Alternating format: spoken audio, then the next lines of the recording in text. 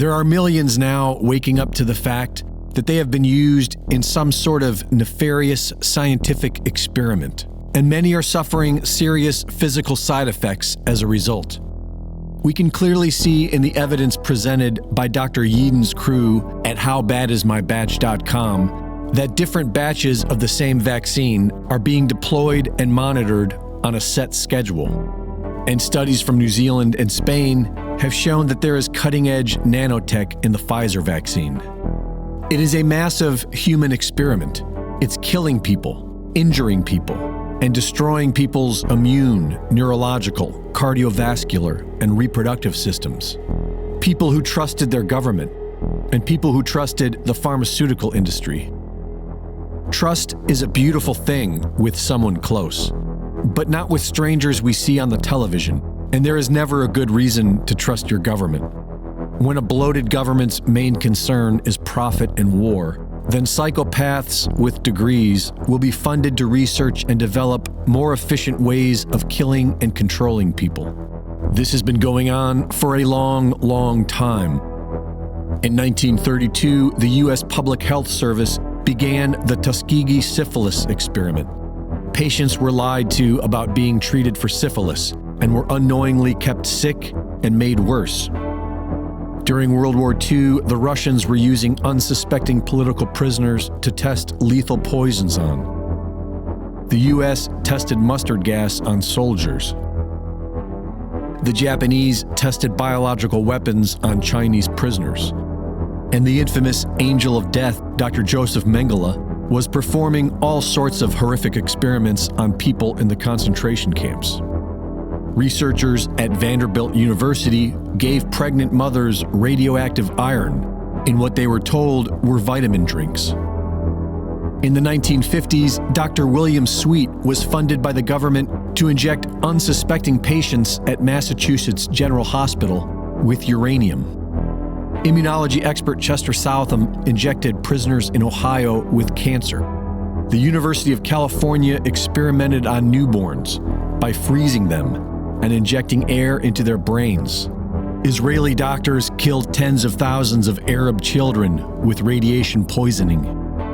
And in Montreal, Canada, Dr. Ewan Cameron was treating hundreds of patients with the same bizarre procedure.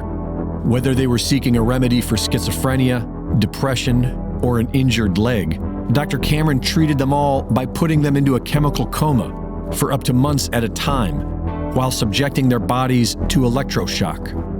And just a few years prior to this, Dr. Cameron was invited to the Nuremberg trials for a psychiatric evaluation of Rudolf Hess. Perhaps the darkest and most prevalent experiment on humanity prior to COVID-19 is MKUltra, an endless web of inhumane projects primarily involving trauma-based mind control and the torture of children.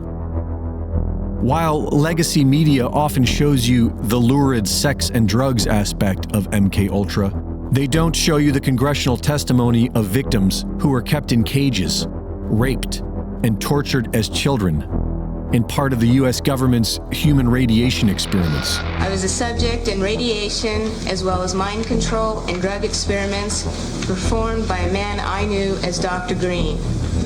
The first significant memory took place at Kansas City University in 1966. Don Ebner took me there by plane when my mom was out of town. I was in what looked like a laboratory and there seemed to be other children. I was strapped down, naked, spread eagle, on a table, on my back. Dr. Green had electrodes on my body, including my head. He used what looked like an overhead projector and repeatedly said he was burning different images into my brain while a red light flashed aimed at my forehead. I felt drugged because he had given me a shot before he started the procedure. When it was over, he gave me another shot. The next thing I remember, I was with my grandparents again in Tucson, Arizona. I was 4 years old. The victims were given an apology by a smirking President Clinton, which is more than most victims have ever gotten. Nothing has changed. These are only a few of the many illegal human experiments that we know of, and there has never been any justice. As it stands now, Big Pharma is well protected from any liability. Governments, corporations, and strangers on TV do not deserve our trust. Their role should be to serve humanity and endure our eternal scrutiny and vigilance. Reporting for InfoWars, this is Greg Reese.